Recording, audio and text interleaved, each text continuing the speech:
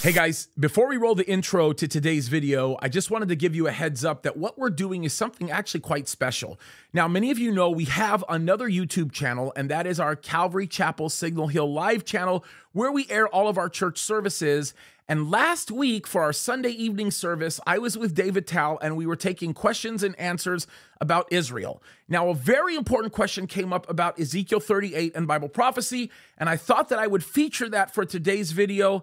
And I want you to get ready because the answer might be a bit meaty, but we want you to be better equipped in understanding the geopolitics of everything we read about in the Bible, and we think it's going to blow your mind. So, let's roll the intro.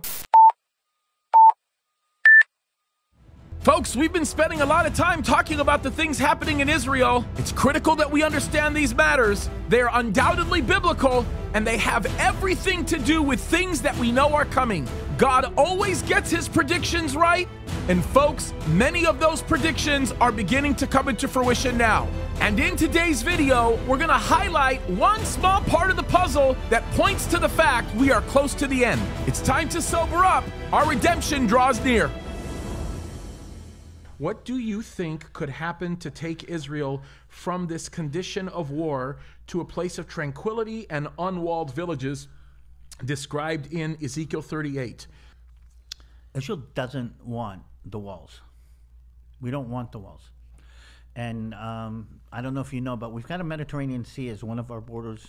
And all of the rest of our borders basically are heavily patrolled electronic fences, for lack of a better word, which means that if anybody crawls over the border and kind of enters the country illegally, there's going to be an electronic beep, beep, beep, and we're going to apprehend anybody who does that. By the way, it's kind of weird because I understand that there's countries that don't do things like that, but that's a whole different story, and then let's not get into that. But what I'm trying to say is we have had to do that because we have been attacked from different directions. A classic example that when I was in the Army, when I was doing the big long border that we have between us and Jordan on the east. Okay, some of it goes through the Jordan Valley all the way down to Eilat. If you look at the map, the big triangle down at the bottom, big long valley, there's nothing there, nobody really lives there. And for many, many years, there was nothing between us and Jordan, just like there's in many places nothing between you and Canada. Okay, but slowly, because of what's going on, we've had to put a fence up there and had to put surveillance systems. And in Gaza, we had to do more. So they were digging under the fence. We put down a sophisticated system to pick up the vibrations of the digging under the fence. They tried to go over the fence, and we put up all kinds of systems. They tried, by the way, they took out 32 scuba divers that were trying to enter Israel legally through the sea. It's amazing. Okay, and they took that. So what I'm trying to say is we've fortified, more and more fortified that wall. So if you want to go all the way back to where we're going, how and what would have to happen in order for Israel not to have that wall, we need to be surrounded by people who don't want to kill us. That's all. I mean, just let's make it clear. I mean, it's like Eskimo warriors on the northern border with Canada who believe that the United States of America belongs to them. And because they believe that, you know, all North American has been taken from the Inuit nation, they decide that they're going to cross over the border every once in a while and slaughter a couple of people and run back. What would you do? You'd put up a fence. You'd put up a fence to make sure that doesn't happen. Okay, and that's the situation. But since you've got nice Canadians over there that the only thing that they kind of get mixed up is whether they should be speaking English or French, then you don't really have a problem, okay? So you don't have a big fence along there because that's not a problem. Same thing with us. If we had nice people on the other side where the only argument we had with them is what's better, this kind of hummus or that kind of hummus, well, you call it hummus, okay? But, okay, then we wouldn't need a fence. We wouldn't need a fence. But I'm sorry to say that for all kinds of reasons, God gave us an amazing country. I mean, think about Golan Heights on one side, the desert on the other side, the Sea of Galilee, one of the most beautiful beaches, amazing.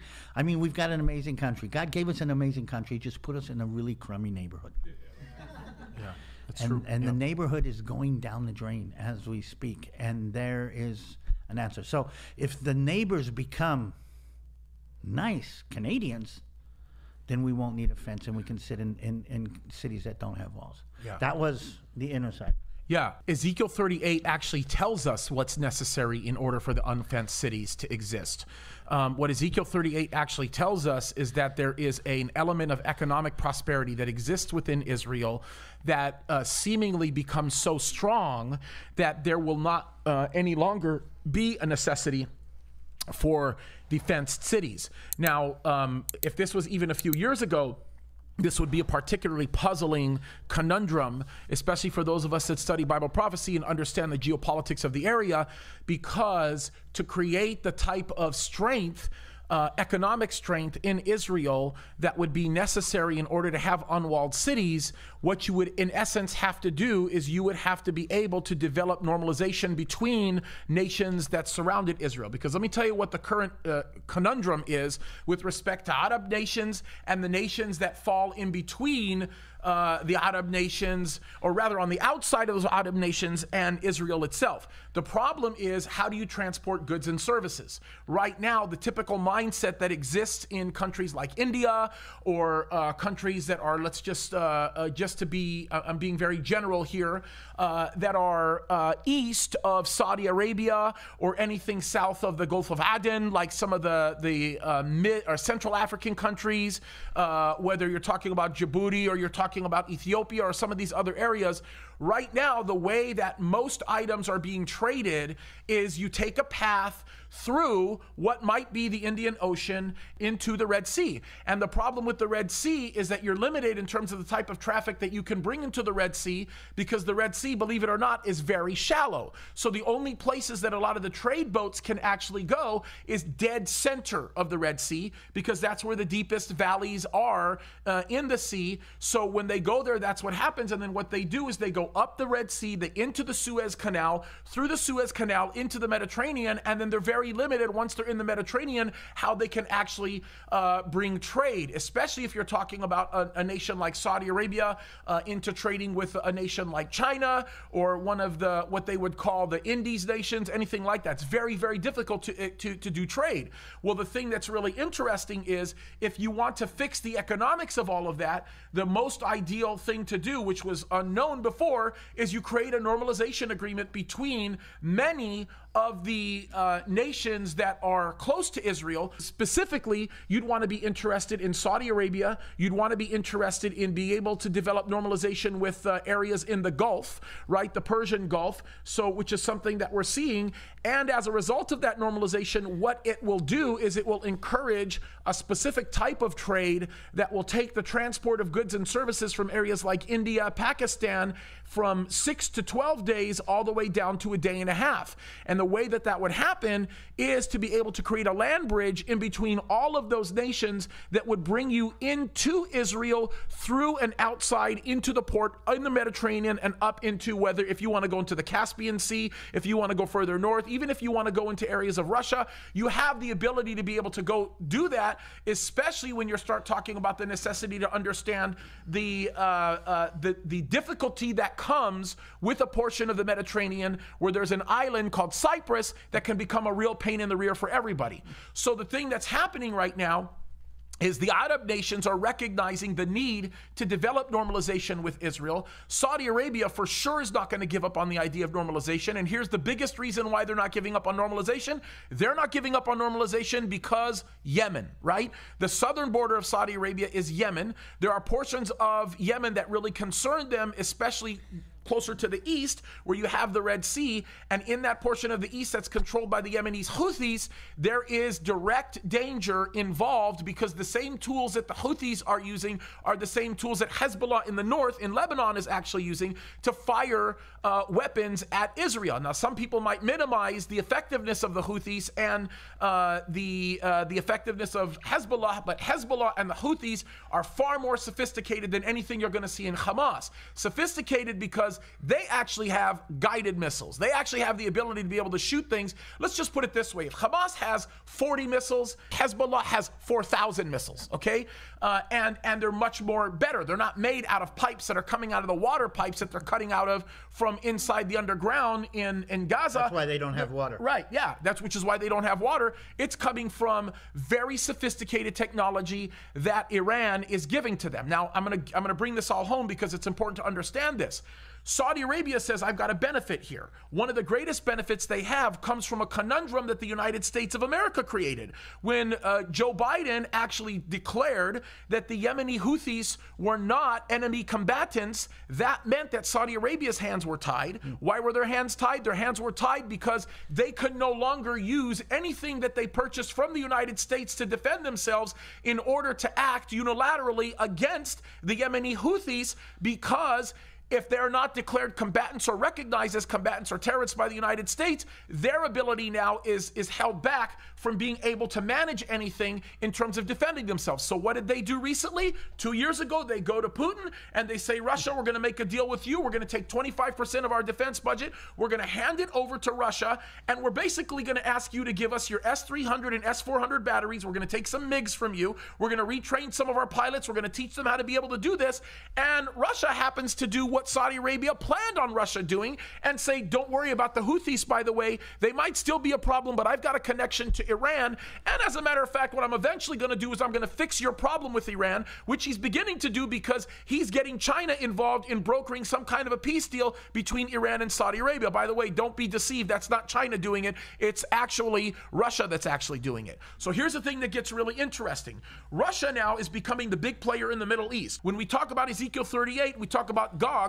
Gog is a title, presumably the leader of Rosh, which is Russia. And when we talk about the conglomerate of nations that are going to attack Israel, the one thing that we have to understand, and it's very critical, is that the reason why they're attacking Israel is because they want something that Israel has. It isn't weapons. It isn't the cache or store of any of the things that are used for militaristic purposes.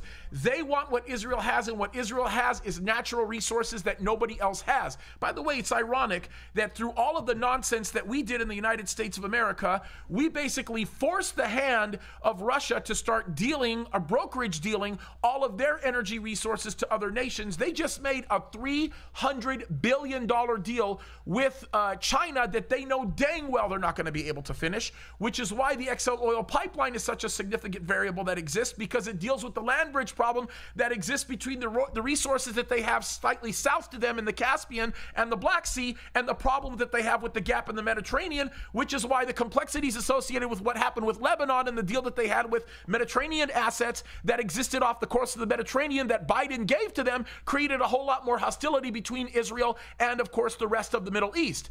So Mohammed bin Shalmin, who is the crown prince of Saudi Arabia, recognizes a very, very serious advantage that he can have in developing normalization with Israel, because if he develops normalization with Israel, guess what? He not only opens up the door for a pathway to start existing from some of what they would call the Indies nations all the way into Israel, but he opens up a major, major, major door with, get ready for this, Northwest Africa. Why is that? Because Netanyahu, as crazy as he was, actually made a very smart statement when they signed normalization with Morocco to wait for 3 months and basically declare that Morocco has the right to assets that are in Western Sahara. By saying that and the complexities associated with what happens there, he's now won over the favor of anything south of Spain, right there in northern Africa. And guess what that does? It opens up the door, whether or not anybody wants to realize it, for Israel to become the most economically wealthy nation anywhere in the region, including South Africa, North Africa, including Asia Minor, including Eastern and Western Europe. They become the big players, bigger than anybody wants to realize. So guess what? When you begin to see the leader of Rosh, Ezekiel 38, right, Gog, say, let's come after them, guess what they do? They say, I want what Israel has because we don't have it. So they come from the north, they attack. Presumably, they're going to go through the path through Syria, coming in from the north, all the way down into this area, little tiny town called Israel. And why that happens, there's going to be a group of nations that are going to say, what the heck are you doing? We're all friends, Rosh. We're all friends. What are you doing? Why are you attacking? Why are you doing this? You know who the nation is? The biggest nation that's going to be screaming why, but isn't going to do anything militaristically? Saudi Arabia. Sheba and Dedan. They're going to object to it. And when that happens, they're going to continue to come against Israel. And the Bible says in Ezekiel 39 that God, even though nobody else is going to be able to defeat them, God will defeat them himself and stand up for Israel. By the way, this is the reason why I'm in adamant opposition to us supporting Ukraine, because we know that there's no way in the world Ukraine is going to defeat Russia. How do we know that? Because we know the end game, right? So the short answer, and this, by the way, believe it or not, is a very short answer. It's not a long one. The short answer to how Ezekiel 38 is going to happen is right there. The Bible actually told us they want the assets, but you're not going to be able to understand how they can get to the assets if you don't know the geopolitics of the region and what's going on with the land. It's a short outline, but it gives you a better understanding of what's going on.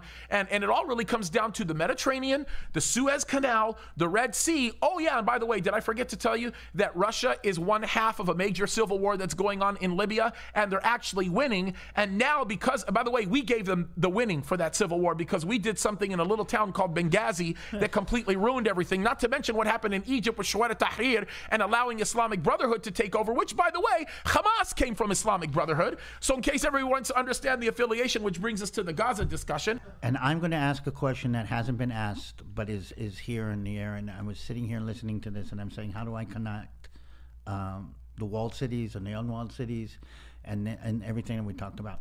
Everything that you went through is based on, or the next stage in end times, okay, is based on the fact that Israel finds prosperity and peace.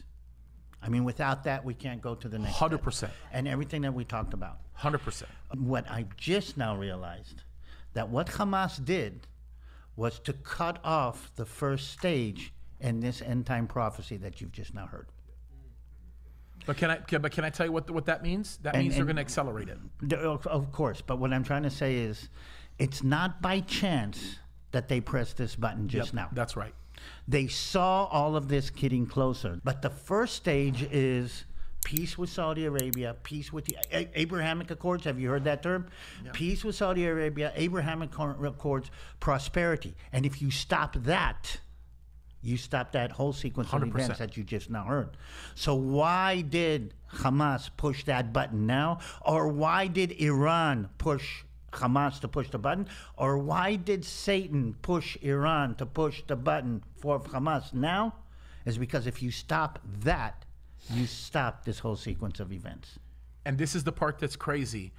The rest of the world sees through it. The ones that matter in this game, right? Saudi Arabia has no desire to defend the interests of angry, crazy Arabs who want to destroy lives in Gaza. Folks, listen, 22 Arab nations and 40 Muslim nations, and not a single one of them want Palestinian refugees.